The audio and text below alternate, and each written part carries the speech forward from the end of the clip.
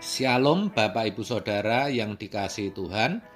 Seri pengajaran hari ini Minggu 14 Maret 2021 berjudul Kekristenan bukan agama.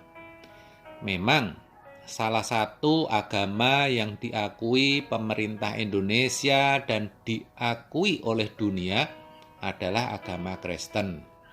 Tetapi sesungguhnya kekristenan itu bukan sekedar agama. Bolehlah disebut agama, tetapi hidup orang Kristen harus lebih dari sekedar beragama. Karena memang harus diakui, standar kekristenan itu lebih tinggi. Hal itu dikatakan Tuhan Yesus sendiri dalam Matius 5 ayat 20. Demikian, maka aku berkata kepadamu, jika hidup keagamaanmu tidak lebih benar daripada hidup keagamaan ahli-ahli Taurat dan orang-orang Farisi, sesungguhnya kamu tidak akan masuk ke dalam kerajaan surga. Wow, di sini malah Tuhan berkata, kalau hidup keagamaanmu, artinya kekristenanmu, tidak lebih benar dari ahli Taurat dan orang Farisi, kamu tidak bisa masuk surga. Jelas bahwa orang Kristen tidak hanya harus lebih baik dari pemeluk agama lain, tetapi dari para tokoh atau pemukanya. Jadi beda bukan standarnya? Tidak hanya itu, ada juga perbedaan-perbedaan lainnya. Kebanyakan agama ditandai oleh hukum-hukum atau syariat. Umat atau penganut agama harus hidup menurut hukum yang pada umumnya hukum yang tertulis. Jangan membunuh, jangan mencuri, dan sebagainya. Umat dikatakan lebih saleh kalau sudah taat pada syariat atau hukum agamanya. Kekristenan tidaklah demikian. Hidup orang Kristen itu harus seperti Yesus. Hidupnya baru bisa dikatakan benar kalau sesuai dengan pikiran dan perasaan Kristus. Jadi yang berlaku adalah the Lord is my law. Tuhan itulah hukumku. Jangankan membunuh, baru membenci saja sudah salah. Jangankan mencuri, baru mengingini saja Tuhan tidak menghendaki. Jadi memang kekristenan lebih berat. Kekristenan yang benar juga tidak tergantung pada liturgi, tata cara, atau upacara agamawi.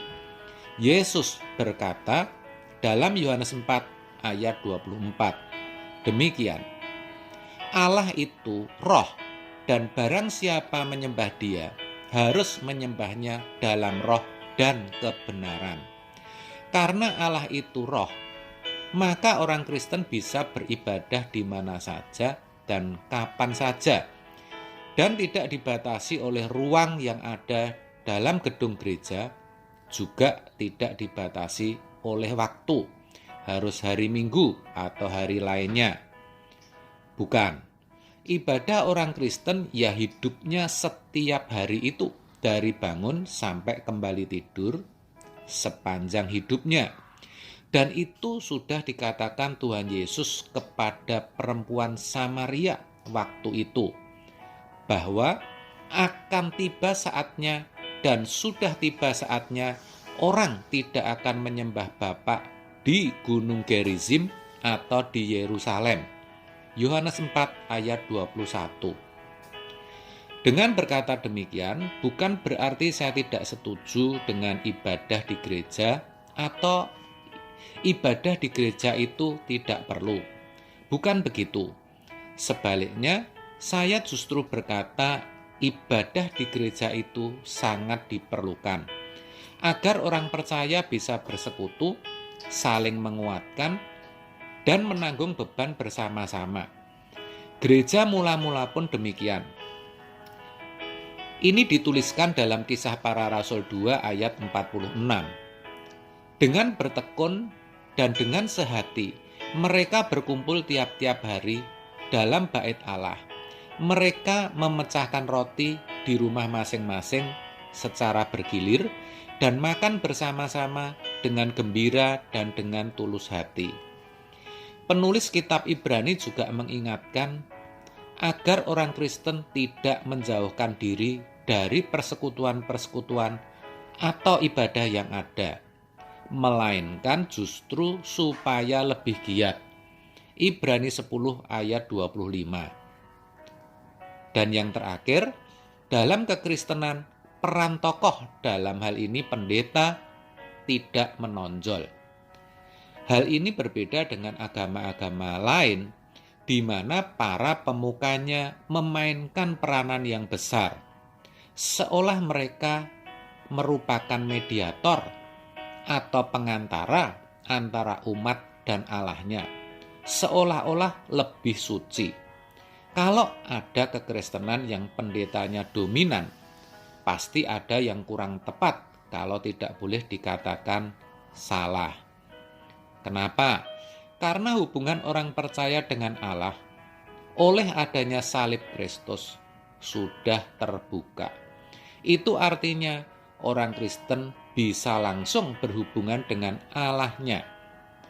Pendeta hanyalah mentor sementara yang harus mendewasakan jemaat sehingga suatu hari jemaat bisa mandiri.